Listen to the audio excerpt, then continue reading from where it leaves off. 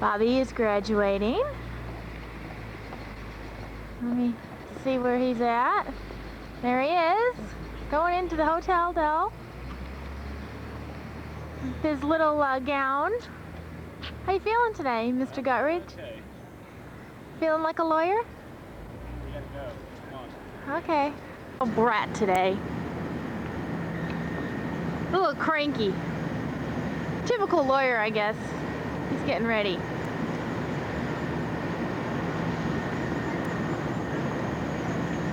Taping the whole thing here.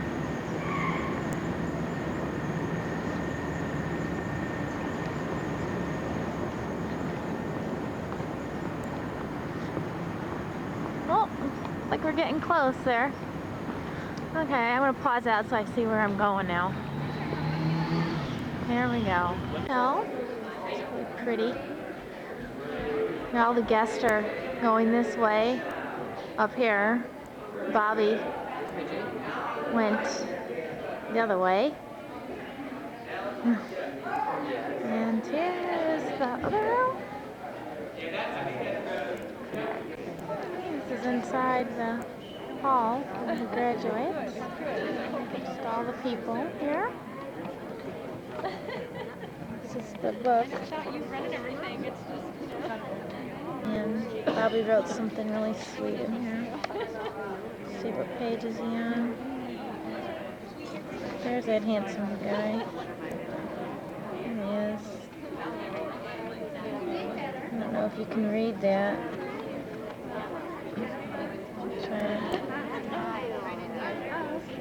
Try to focus it in here. I don't know if that's focused. It certainly don't look focused.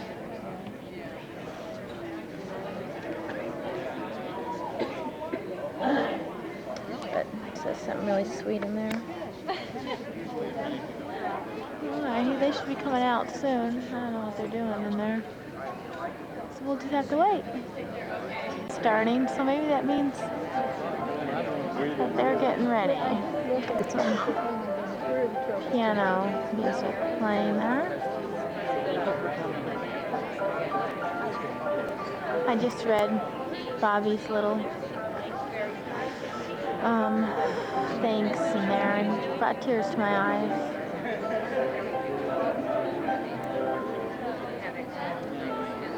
Well, I'll pause out again. Wait.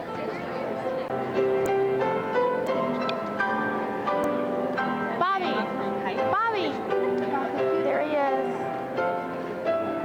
There he is. I couldn't get his attention though. There he goes.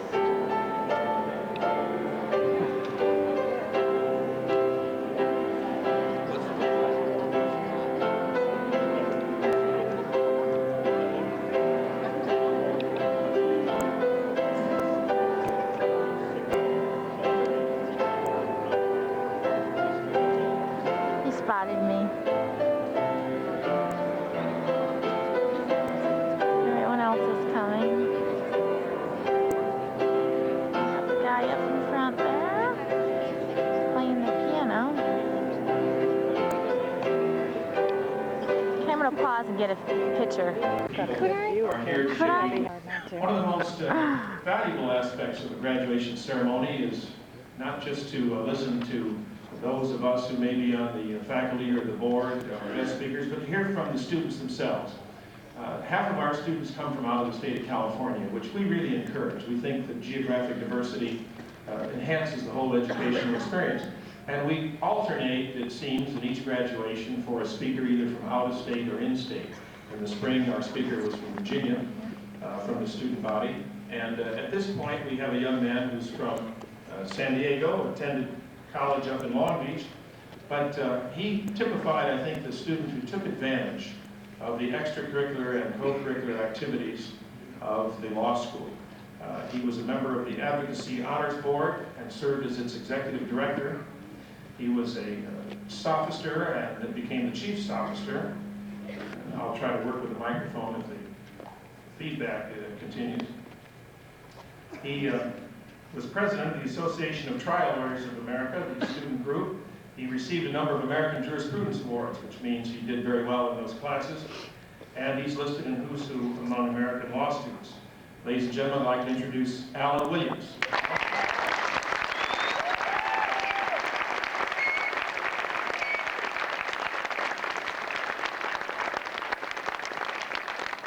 And is one without an undergraduate school. We are governed in a little bit different way than a typical university.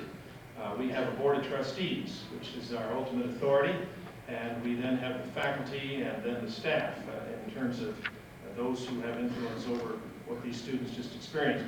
We like to have representatives of our board of trustees attend graduations, and we have several of them here today, and I'd like to introduce them to you collectively, if I could, if you'd hold your applause until after each is introduced, or after all are introduced, excuse me. The chairman of our board, Roy Bell, is with us.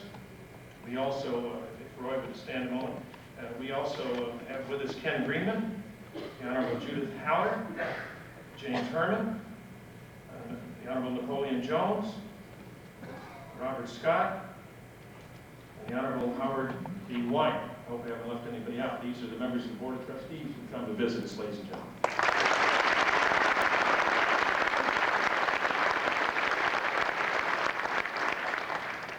I know there's always a groundswell of emotion when I introduce individual faculty's names, but if you hold your response until they're all introduced. So I'm never quite sure which way that emotion is going. We have Associate Dean, Professor Michael O'Keefe.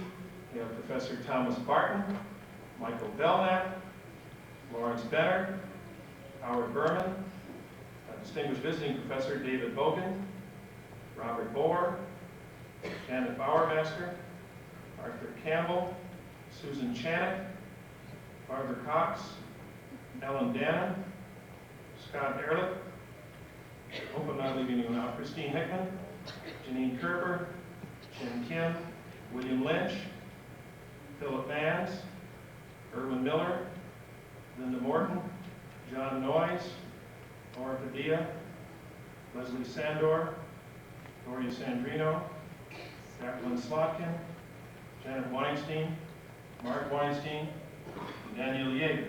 These are the members of our faculty who are with us to help in the ceremony.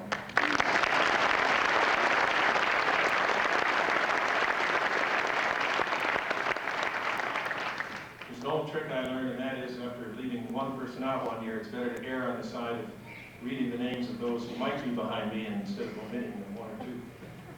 We also have with us some people I'd like to introduce just for a moment because of their Believe you, I had to chuckle a bit listening to the remarks because, yes, the disc is back in my office. My secretary has a copy, and in case I lost a copy of my remarks, so it can be faxed to me. And a copy is in my hotel room just in case the one I had with me was misplaced. Let me begin by extending my heartiest congratulations to all of you who graduate today.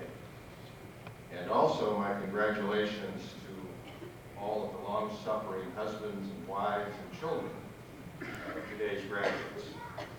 And to the parents and the grandparents, my congratulations on the accomplishments of the children and grandchildren, and also on your newly won financial independence. And I want to thank you for those very nice remarks of introduction. Those of us on the appellate bench are not accustomed to hearing such complimentary comments.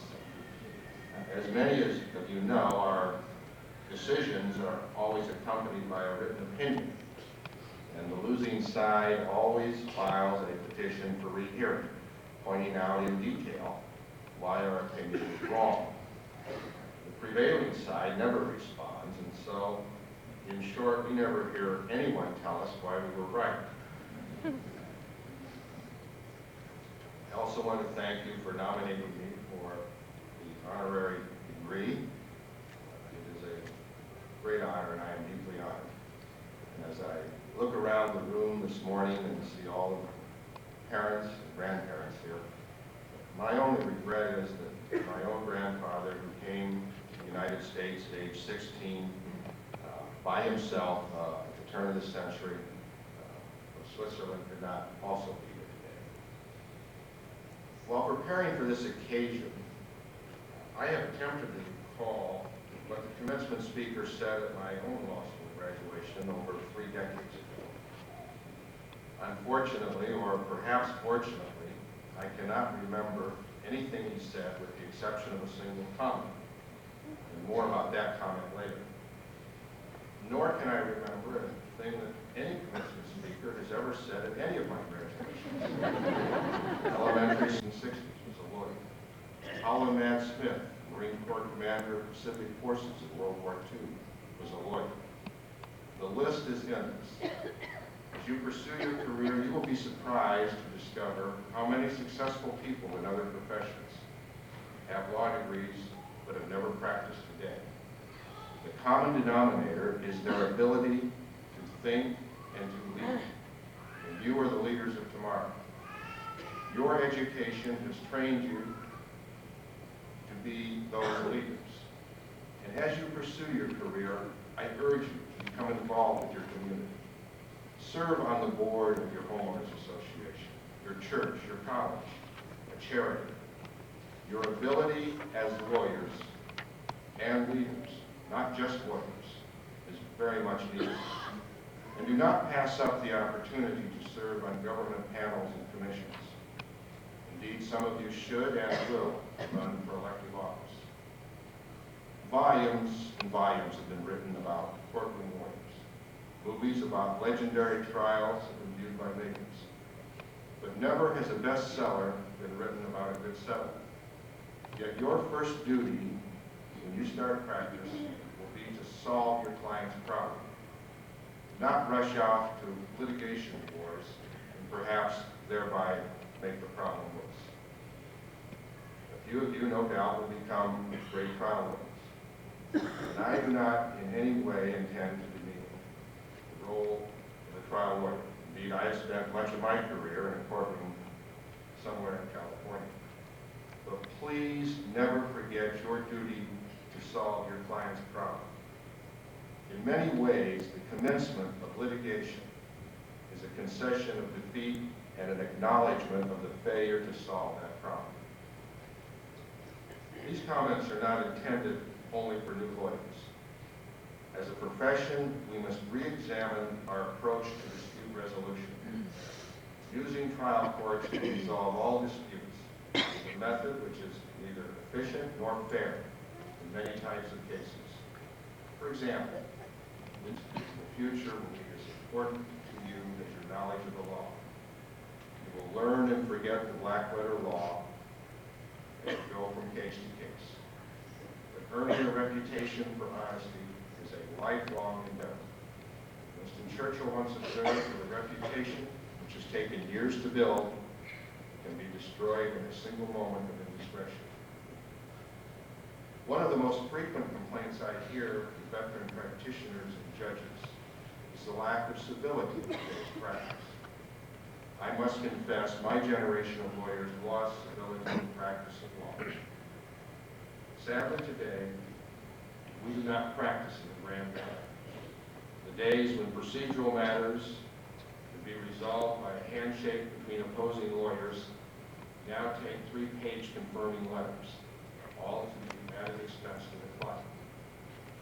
Those of us who bemoan this loss of professionalism challenge you to return civility to the practice. The hardball tactics seen on TV miniseries about the law have no place in the courtroom. Unfortunately, this loss of civility has been caused by judges and law professors as well as practitioners. When a judge is yelling at counsel like a 6-year-old, how can we expect better conduct from lawyers in their relationships with each other?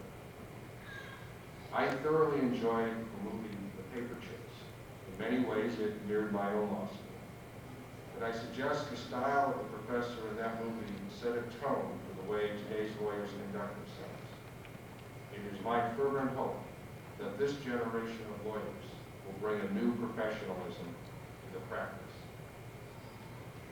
I have attempted this morning to challenge those of you about to enter the legal profession. It is a noble profession. I have great confidence in this generation of lawyers, and I'm sure you will meet the challenge. To each and all, my very, very best for your future success.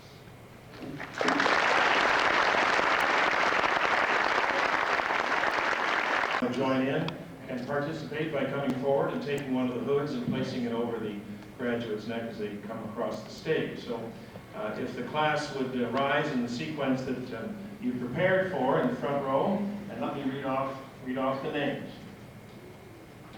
And please feel free to applaud after I read off the names. Stephanie, if you'd come forward. If you need to take photographs, please feel free. If you need to get a closer shot, this is your graduation as well as theirs, so I don't want anybody to feel we haven't given the paparazzis an opportunity to step forward. Let's begin. Stephanie Elizabeth Allen.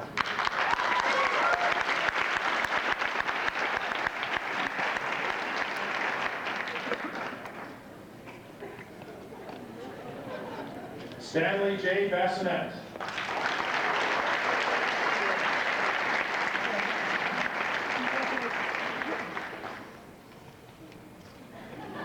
We do that on purpose. We get a short faculty member and a tall student. George R. Bays.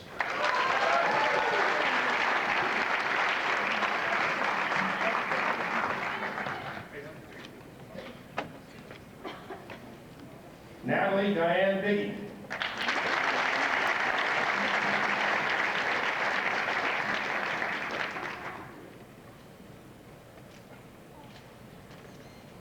Kathleen M. Blaggett.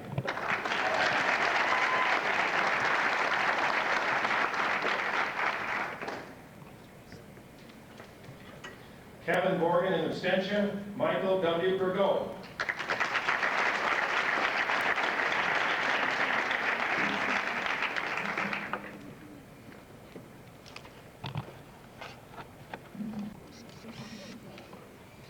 Andrew Darrow.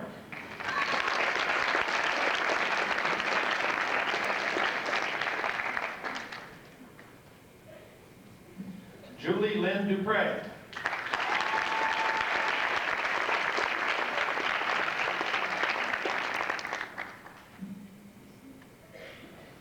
Michael Thomas Egan.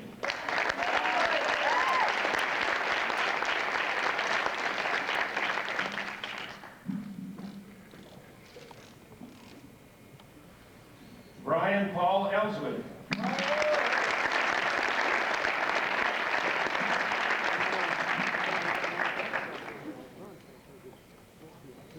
Jody Ann Ernest.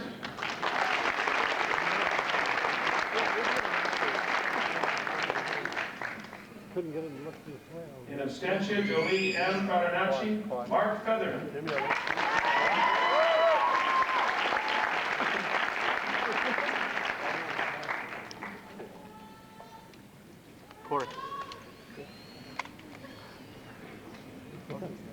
Michelle Levitt Fitzpatrick.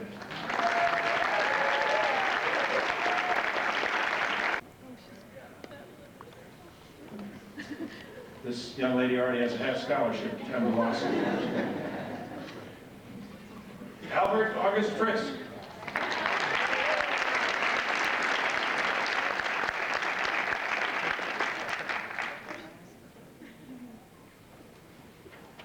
Jaime B. Gakad.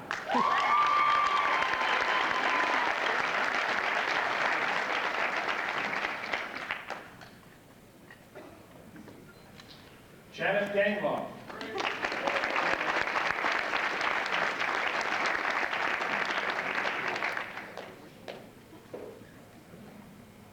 Rebecca Lynn Green.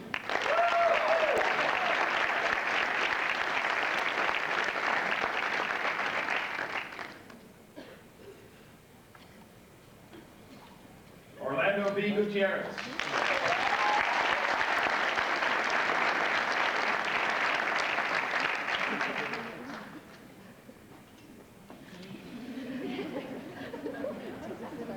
Paul Joseph Gutierrez. An extension, Bobby Dean Guttridge. There he is. Nice to pretty.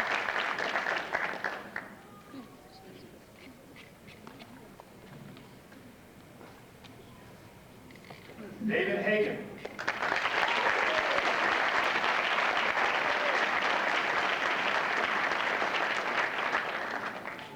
He did it.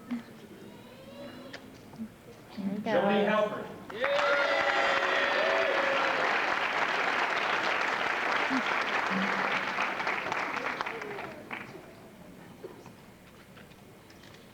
E. Mark Hannon.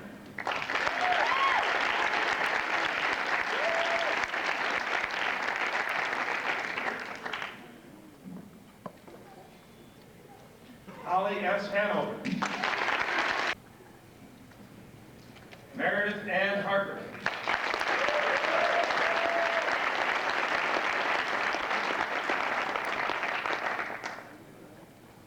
There's Bobby's friend, Mike Hartness. Paula L. Harrington.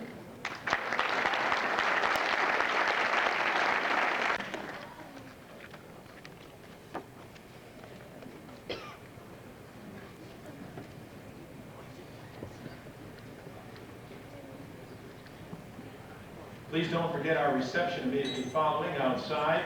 The students and those of us on the podium will go downstairs to remove the robes and hoods and leave them, but we will return back up for the patio visit, so do not forget that.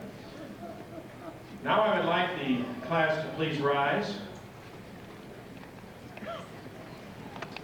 It is my distinct pleasure to announce that upon nomination by the faculty and confirmation by the Board of Trustees, California Western School of Law is hereby privileged to confer upon you the Juris Doctorate degree. Congratulations.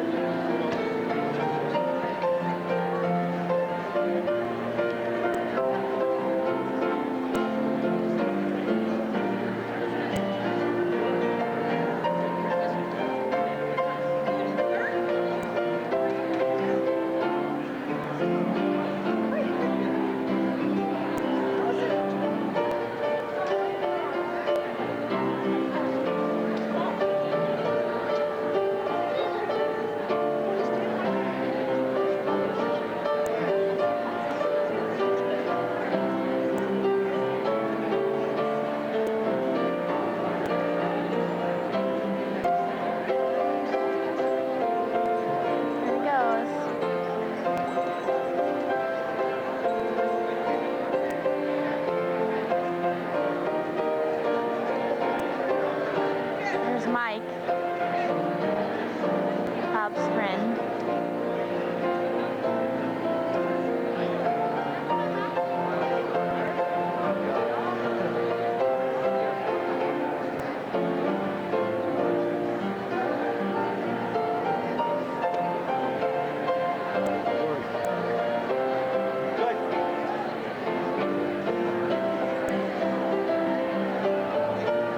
We have a character graduate there, Christmas hat on.